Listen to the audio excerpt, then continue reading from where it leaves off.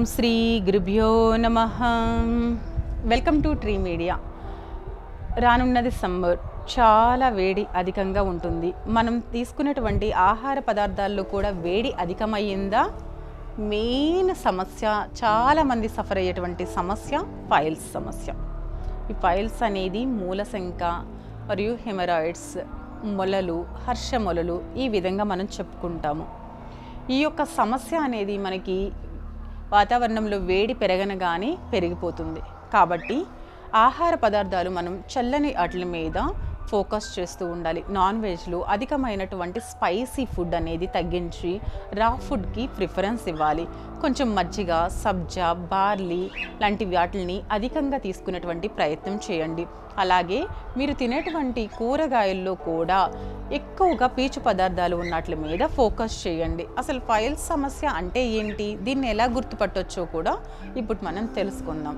ఇది మన ద్వారానికి అంటే మోషన్కి వెళ్ళేటువంటి ప్లేస్లో ఎవరికైతే బ్లీడింగ్ అవుతూ ఉంది, లేదంటే మనం మోషన్ అయిన తర్వాత వాష్ చేసుకునేటప్పుడు ఒక చిన్న డ్రాప్ వచ్చినప్పుడు, లేదంటే అక్కడ కండ గట్టిపడినట్లు, లేదంటే మోషన్ అవుతున్నప్పుడు చాలా టైట్గాను ఇబ్బందిగా అనిపిస్తూ ఉంటుంది, పెయిన్ అనిపిస్తూ ఉంటుంది.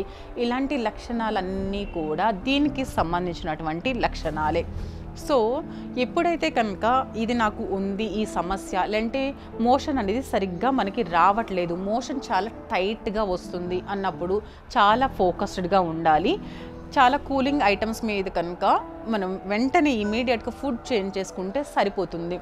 లేదు అలానే వదిలేసామంటే కనుక అప్పుడు మనకి పైల్స్ సమస్య కింద వెళ్ళటానికి అవకాశం అనేది ఉంటుంది.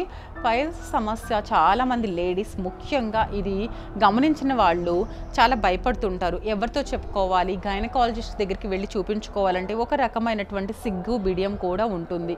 కానీ మీరు స్టార్టింగ్లోనే చూపించుకోవడం వలన ఇది పైల్స్కి సంబంధించినటువంటి సమస్య, లాంటి ఫిషర్సా, ఫిస్టులాసా, వీటిల్లో ఏ టైప్ అనేది మీకు డాక్టర్స్ అనేది టెస్ట్ చేసి చెప్పి దానికి సంబంధించినటువంటి మెడిసిన్స్ ఆర్ పెయిన్ రిలీఫింగ్ అప్పుడు వరకు మాత్రమే ఆ అలోపతి టెస్ట్లు యూస్ చేసి ఆ తర్వాత మీరు సింపుల్గా హోమ్లో ఏ విధమైనటువంటివి చేయాలి అనే దాని మీద ఫోకస్ చేసేయాలి.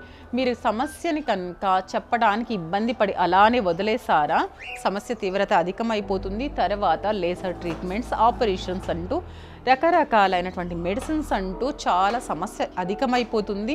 తర్వాత స్కిన్ మోషన్ అవ్వాలంటేనే చాలా వరకు సఫర్ అయిపోయి పెయిన్ఫుల్గా ఫీల్ అవ్వాల్సినటువంటి పరిస్థితి కూడా ఉంటుంది.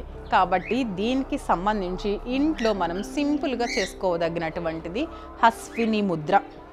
హస్విని ముద్ర సింపుల్గా ఇలానే కూర్చోండి. ఇది చాలా పవర్ఫుల్ ముద్ర.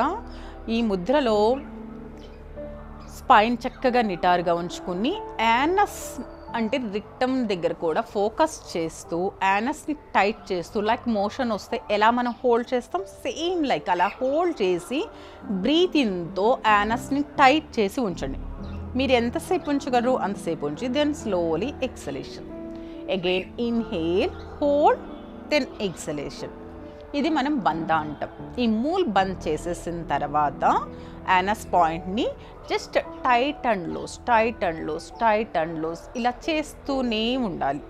కొంచెం సేపు రిలాక్స్ అవ్వండి, మళ్ళీ చేయండి. దీనికి ఆహారంతో సంబంధం లేదు.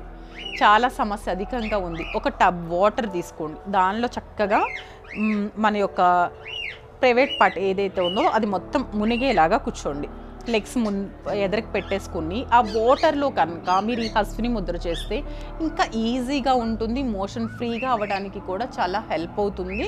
దాంతోపాటు నేను చూపించినటువంటి ఆసన కూడా ప్రాక్టీస్ చేయండి. వాటర్ ఎప్పుడు తాగినా కానీ సిట్టింగ్ పొజిషన్లో కూర్చున్న తర్వాతే తాగండి.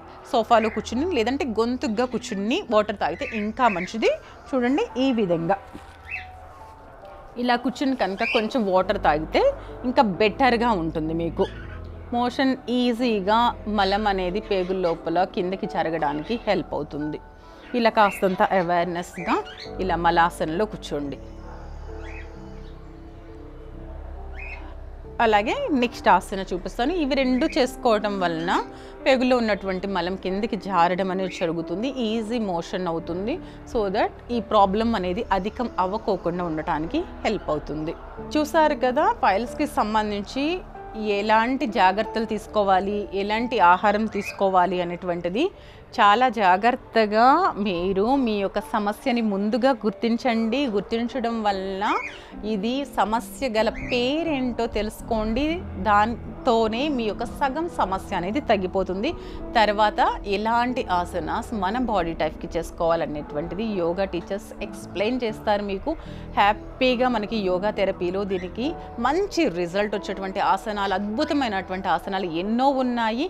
దానిలో ఇప్పుడు నేను చూపించినటువంటి ఆసనాస్ ఒక 2, వీటిని కూడా ప్రాక్టీస్ చేయండి.